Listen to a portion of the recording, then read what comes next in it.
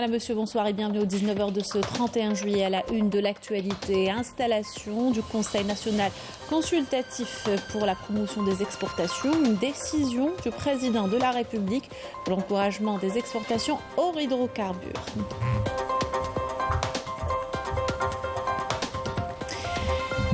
Et en renforcement de la coopération entre l'ANP et l'armée russe, le général d'armée Saïd Chengueleha, chef d'état-major de l'ANP, en visite en Russie sur invitation du ministre russe de la Défense.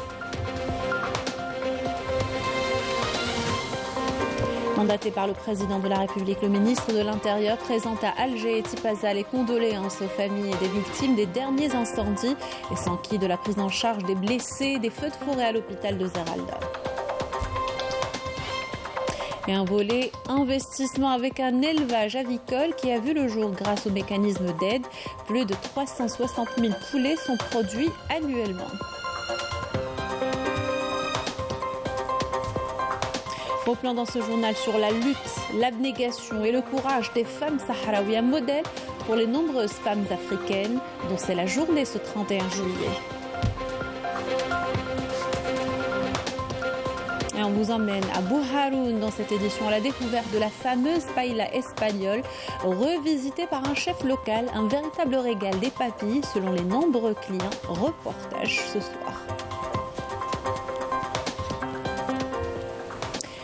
Bienvenue à tous, heureuse de vous retrouver. Je vous le disais en titre, en application des décisions du président de la République lors de la première édition de la médaille honorant les exportateurs et lors de laquelle il a ordonné la création d'un conseil qui prend en charge les préoccupations des exportateurs. Le Premier ministre, Ayman Ben Abdelrahman, a installé ce lundi le Conseil national consultatif pour la promotion des exportations qui accompagnera les efforts des pouvoirs publics et des opérateurs économiques en faveur de la promotion des opérations d'exportation des produits nationaux et assurer leur placement sur les marchés internationaux.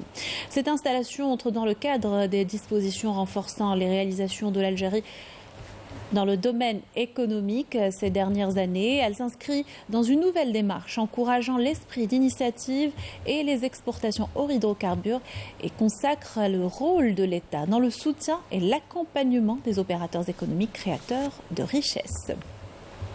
Et à travers plusieurs mesures, l'Algérie a réussi à relever le pari d'augmenter les exportations hors hydrocarbures à 7 milliards de dollars.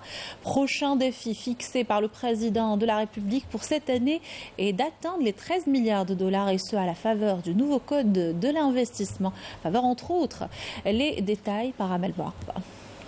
La politique du président de la République visant à relancer l'économie nationale et s'affranchir de la dépendance aux hydrocarbures porte ses fruits. Les derniers chiffres sont en ne peut plus éloquents.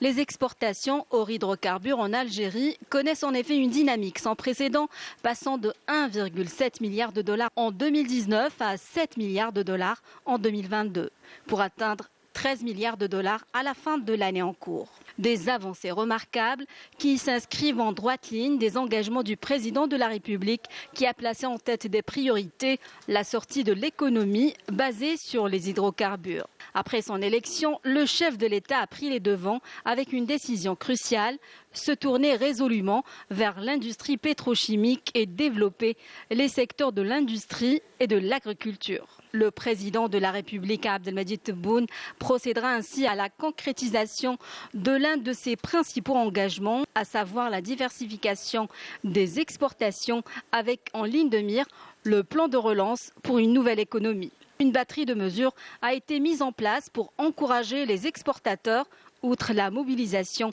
de tous les moyens en vue de diversifier les exportations. Parmi les principales filières ayant connu une hausse importante des exportations figurent les produits alimentaires, agricoles et pétrochimiques, les matériaux de construction, le plastique, le caoutchouc, le verre, le papier, les médicaments, le textile ainsi que les appareils électroménagers. Compte tenu des potentialités dont dispose l'Algérie, l'objectif phare est d'atteindre 13 milliards de dollars d'exportation hors hydrocarbures au courant de cette année. Un objectif parfaitement réalisable grâce aux capacités productives du pays en termes de qualité et de prix concurrentiels et à la volonté politique visant à encourager la production nationale et augmenter les exportations.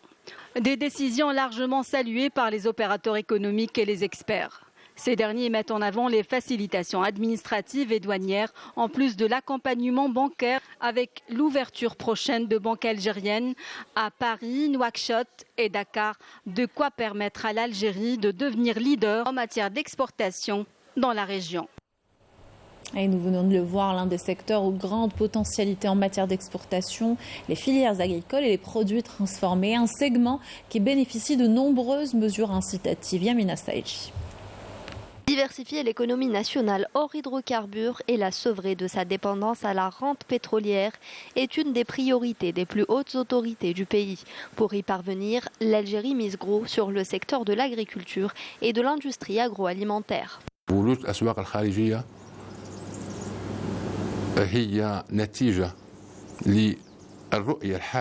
Pénétrer les marchés étrangers est le fruit de la stratégie tracée par les hautes autorités du pays. À leur tête, le président de la République, qui a axé sa politique économique sur la redynamisation des échanges commerciaux. Aujourd'hui, nous pouvons accéder aux marchés internationaux avec des produits de haute qualité.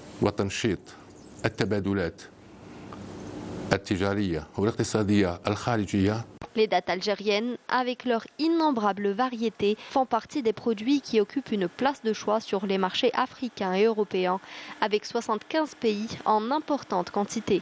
L'objectif étant d'atteindre les 150 pays à moyen terme et un volume d'exportation de 250 millions de dollars. Le nombre d'exportateurs de ce produit dépasse les 360 opérateurs. Notre produit est certifié ISO. Nous avons aussi une certification bio. Nos produits sont de très bonne qualité. Nous exportons près de 100 conteneurs par an vers plusieurs pays européens. Nous exportons aussi vers la Russie, la Corée, l'Indonésie et la Malaisie. L'accompagnement des exportateurs algériens à travers la création d'un climat favorable à l'investissement a permis d'augmenter les exportations hors hydrocarbures. Une stratégie qui commence à porter ses fruits pour un bon nombre d'exportateurs.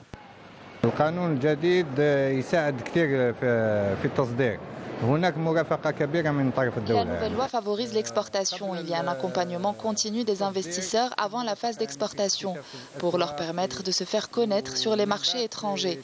Un accompagnement logistique est également mis en place, sans oublier la création de succursales de banques algériennes à l'étranger. Nos produits seront prochainement commercialisés au Sénégal et en Libye. Vers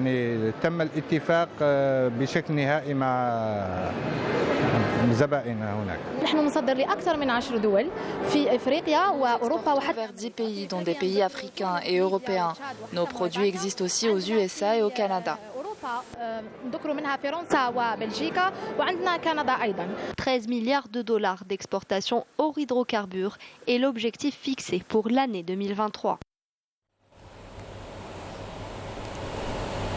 Dans l'actualité, sur invitation du général d'armée Sergueï Shoigu, ministre de la Défense de la Fédération de Russie, le général d'armée Saïd Chingueleha, chef d'état-major de l'armée nationale populaire, a entamé une visite officielle à partir de ce lundi en Fédération de Russie. Cette visite, qui s'inscrit dans le cadre du renforcement de la coopération entre l'armée nationale populaire et les forces armées russes, permettra aux deux parties d'examiner les questions d'intérêt commun. Господин начальник штаба Национальной народной армии Алжирской Народно-Демократической Республики, почетный караул от войск Московского территориального гарнизона, в честь вашего прибытия в столицу Российской Федерации, город-герой Москву, построен начальник почетного караула капитан Ильин.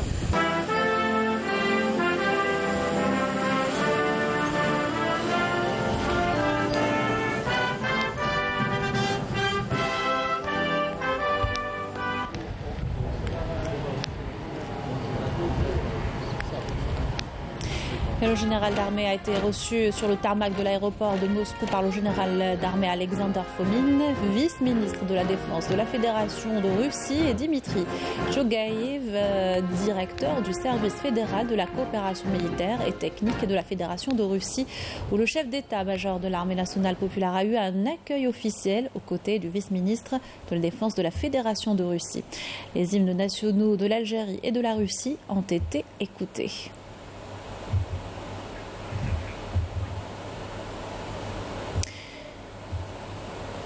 Poursuivre ensuite un défilé militaire exécuté par des unités de l'armée russe. Le général d'armée a eu une rencontre dans le salon d'honneur de l'aéroport avec le général d'armée Alexander Fomin, vice-ministre de la Défense de la Fédération de Russie, et Dimitri Tchougaïev, directeur du service fédéral de coopération militaire et technique de la Fédération de Russie, en présence de l'ambassadeur d'Algérie en Russie.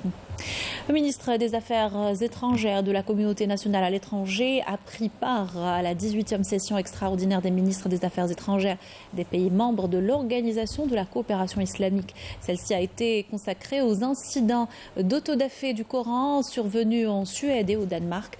Ahmed Attaf a réitéré à l'occasion la condamnation de l'Algérie de ces actes et des tentatives continuelles de justifier ces pratiques par la liberté d'expression. Et au salon d'honneur de l'aéroport Ouali Boumediene, le ministre des Affaires étrangères de la communauté nationale à l'étranger, Ahmed Attaf, a accueilli la ministre tanzanienne des Affaires étrangères et de la coopération est-africaine, Stregomena Tax, qui effectue une visite en Algérie dans le cadre du partenariat bilatéral.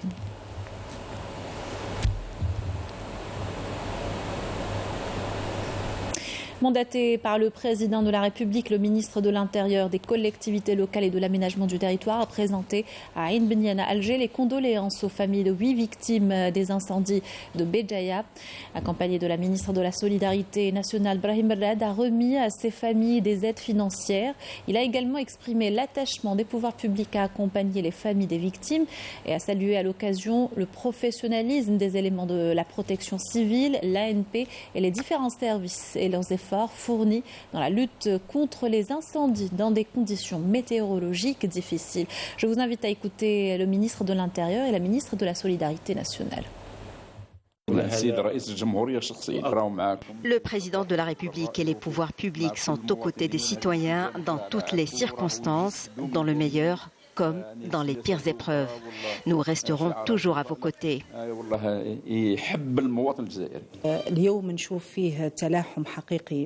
Cette épreuve pénible a prouvé une fois de plus la cohésion entre l'armée et le peuple. Nous sommes un peuple fort et uni, et c'est cet esprit de solidarité que le président de la République tient à ancrer.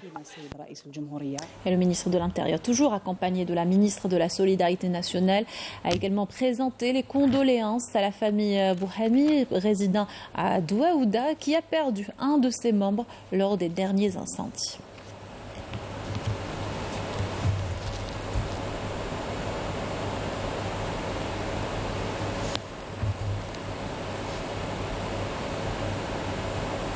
Le ministre de l'Intérieur s'est également enquis des conditions et de la prise en charge des personnes blessées suite au feu de forêt à l'hôpital des Grands Brûlés.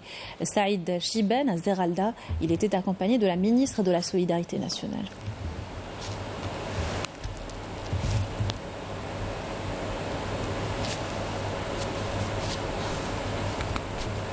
Le recensement des dégâts des feux de forêt se poursuit à travers le pays. Les commissions multisectorielles locales sillonnent les zones touchées. La gendarmerie nationale prend part à l'opération, comme c'est le cas à Taslah Tabouira, une région où habitants et agriculteurs se disent réconfortés par le soutien des autorités. C'est Hamza Rouk, Badia Mardi. Mobilisation totale des éléments de la gendarmerie nationale pour accompagner et assister les victimes des derniers incendies qui ont ravagé la région. Notre équipe de tournage les a accompagnés au niveau du village Taslah sur les hauteurs de Bouira où l'opération de recensement se poursuit.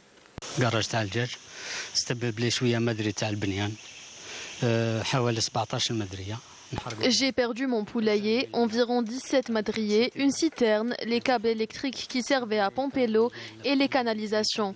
Tout a été incendié. Je me suis présentée à l'APC et déclaré toutes mes pertes qui ont été constatées. Je remercie en premier lieu la gendarmerie nationale.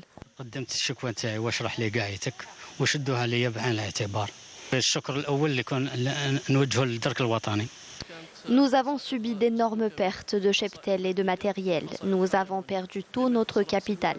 La seule chose qui nous a redonné espoir, c'est le fait que l'État est à nos côtés. Les éléments de la protection civile et de la gendarmerie nationale.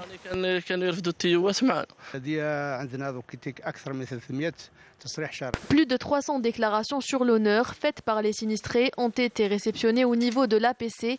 65 habitations sont endommagées à différents degrés. Nous sommes en train de recenser les maisons et présenter la liste au CTC de Bouira. L'opération se poursuivra jusqu'à son achèvement. Les éléments de la gendarmerie nationale intensifient les sorties pour répertorier les victimes des incendies à travers tout le pays. Une cellule de crise a été créée au niveau du commandement de la gendarmerie nationale. Dès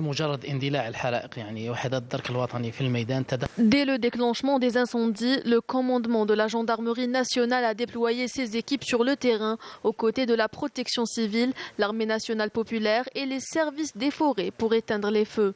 La gendarmerie nationale a également actionné ses cellules de crise au niveau central, régional et local pour le suivi de la situation. La gendarmerie nationale fait également le recensement des victimes et déclenche les enquêtes nécessaires pour indemniser les concernés.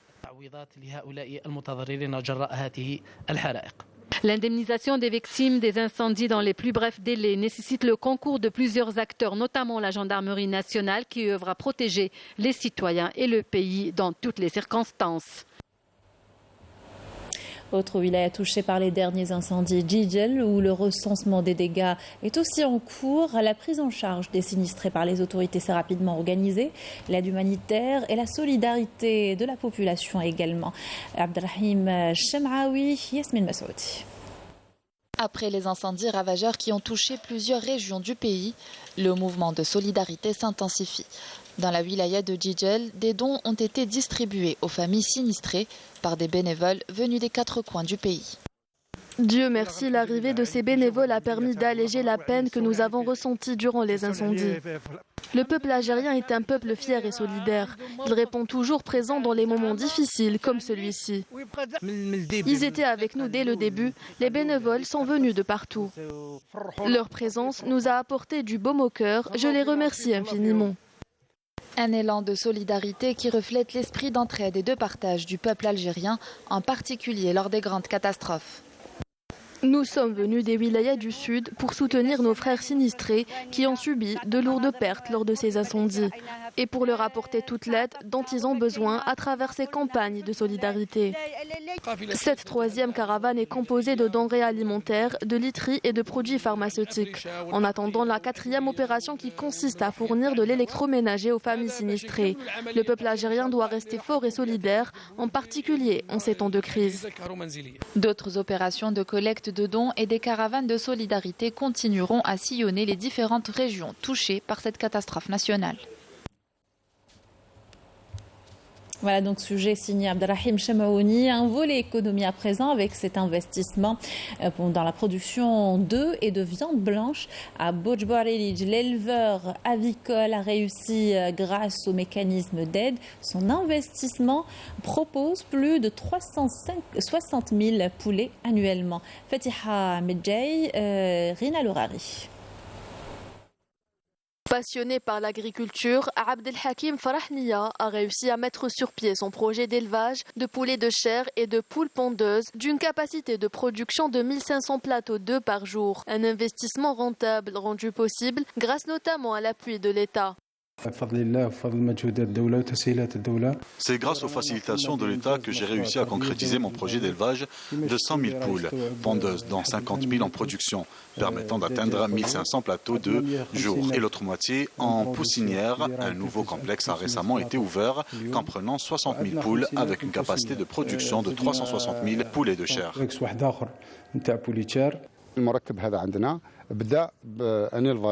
Ce deuxième complexe a débuté avec un élevage de 60 000 poules pondeuses. Puis nous avons commencé à agrandir notre projet. Notre but initial est de fournir les œufs à toute la région.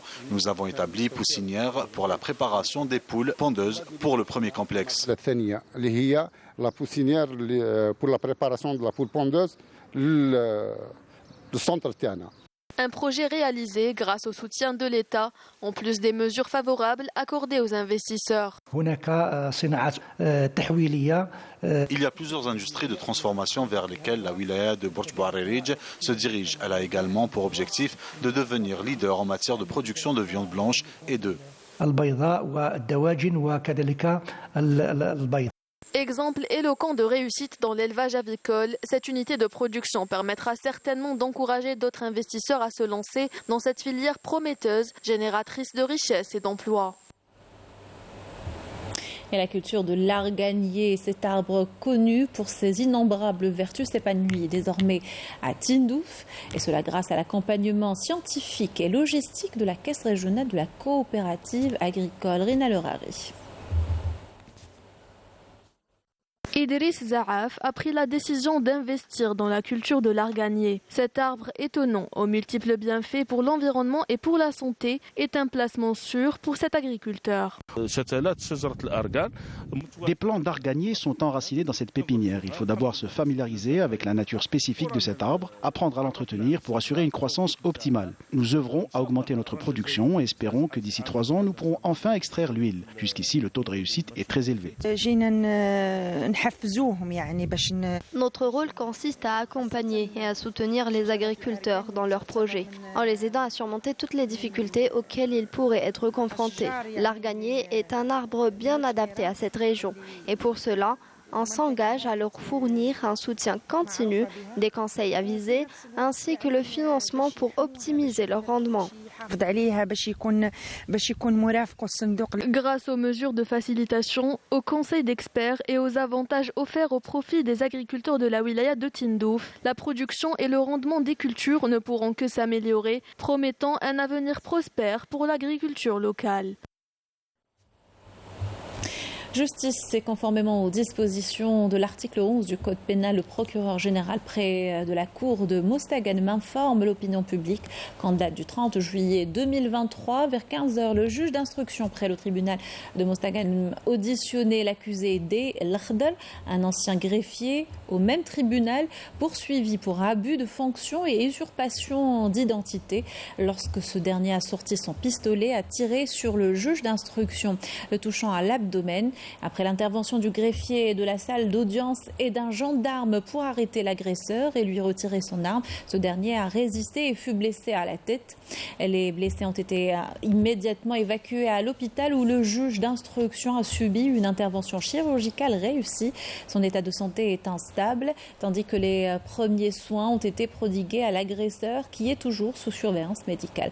Suite à cet incident, le ministre de la Justice, Abdrachid Tabbi, s'est rendu à l'hôpital de Mostaganem pour s'enquérir de l'état de santé du juge blessé et a ordonné l'ouverture d'une enquête préliminaire sur les faits et les circonstances ayant permis à l'accusé d'accéder au bureau du juge en possession d'un pistolet. Le ministre de la Justice, garde des Sceaux, a ordonné une enquête également pour savoir si le fait qu'il n'ait pas été soumis aux procédures de sécurité habituelles était lié à la fonction, plutôt à sa fonction précédente, en ajoutant que toutes les mesures disciplinaires et pénales seront prises contre toute personne reconnue responsable de cet incident regrettable. Journée de la femme africaine ce 31 juillet, l'occasion d'évoquer la lutte, l'abnégation et le courage des femmes sahraouies. Elles sont nombreuses à militer au quotidien pour leur liberté et à subir les pires exactions par l'occupant marocain Ahmad Touaguine. Yamina Saïdji.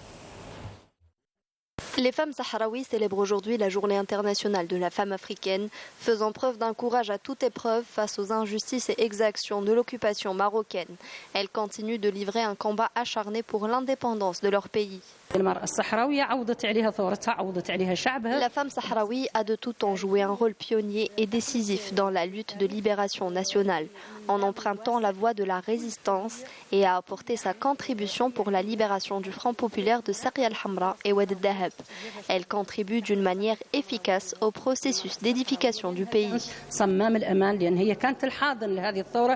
La femme sahraoui continue de servir la juste cause de son pays avec toutes ses forces et par tous les moyens légitimes dans les camps de réfugiés et les territoires occupés et même au-delà des frontières de la République sahraoui.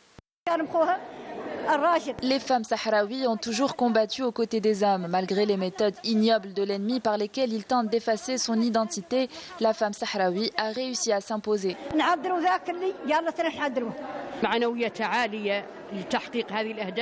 La femme sahraoui a toujours défendu les causes justes et combattu avec force et détermination pour préserver l'identité sahraoui. depuis son domicile ou au sein des institutions du pays, au niveau des associations et organisations de la société civile, dans les camps des réfugiés et les territoires occupés.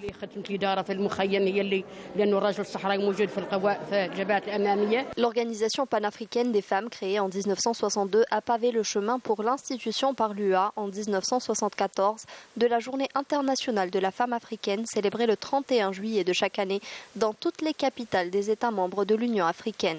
Une journée représentant une grande valeur symbolique pour le combat de la femme africaine, pour l'amélioration significative de ses conditions de vie et son émancipation. Retour dans le pays, on vous emmène à Bouharoun où un chef de la région excelle dans la cuisine d'un plat espagnol et méditerranéen. Prisé, la paella façon chef Lotfi, revisité est un véritable régal des papilles, comme vous allez le voir dans ce reportage signé Samia Bouharoun.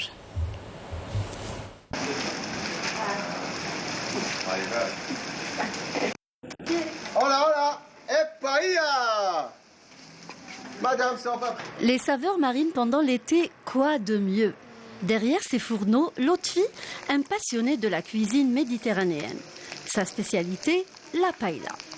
Tout le monde d'ici, à Bouharoun d'ailleurs, l'appelle Lotfi Paella. Lotfi Paella, c'est un petit jeune Algérien qui a une passion. Où cette passion, il l'a fait développer avec le travail. Jusqu'au jour où en même temps un côté artistique, la décoration un plat très très connu qui se nomme la paella. Plus le goût, de jour en jour, on essaie de donner le maximum de goût le plat hadaya et le développer à notre manière. Voilà. Parce que la paella, on va dire que la paella, paella italienne, espagnole, une paella algérienne. À la Lotfi, voilà. J'ai compris que la paella, c'est un plat qui contient beaucoup de saveurs. Pas uniquement les saveurs marines, terre et mer. C'est-à-dire ce qui se trouve comme garniture aromatique, le bsal, trachid, le bana, etc. Il y a la valencienne, ils donnent même le manche-tout, c'est-à-dire ils donnent l'escargot le beurre ou l'escargot de mer. Enfin, l'escargot de mer, les coquillages, tu peux mettre tant que tu veux. Mais même l'escargot, je l'ai essayé, c'est très très très bon. Natif de Bouharoun, le chef Lotfi, qui a baigné dans les saveurs des fruits de mer, a su faire voyager les fins gourmets dans les saveurs poissonneuses de la Méditerranée. J'adore partager quelque chose de bien, quelque chose de beau. Les saveurs, donc la réaction تاع الناس qui تكون الحاجه بنينه surtout. Donc là j'habite au bord de la mer. Ça a commencé les couchers de soleil. Enfin tiyab ou les couchers de soleil. Donc je voulais partager tiyab مع les couchers de soleil مع البحر. Donc je faisais la paella, نحطها عند البحر. Je prends des photos, des vidéos et je sais que les gens ils vont apprécier parce que c'est pas tout le monde qui a la chance de voir les couchers de soleil ou là le بحر carrément. Donc là on fait le maximum باش نلحقوا هذه l'image par le biais d'internet à beaucoup de personnes, au maximum de personnes possible. Voilà. Inch'Allah, j'espère de tout mon cœur de pouvoir faire goûter ce plat au maximum de personnes. C'est j'aimerais me retrouver là où il y a du monde. À chaque fois qu'il y a du monde, je suis là. C'est un plat de partage. Voilà, pour que je puisse que les gens puissent savourer le plat d'ailleurs. Voilà. Après, le reste, il dit wahdo. La magie dans les mains du chef, un savoir-faire perfectionné au fil des années, des facteurs qui nous livrent tous les secrets de ce plat délicieux. Hola, paella! Avec ceci, nous arrivons à la fin de notre journal. Merci de l'avoir suivi. Excellente soirée sur Canal Algérie.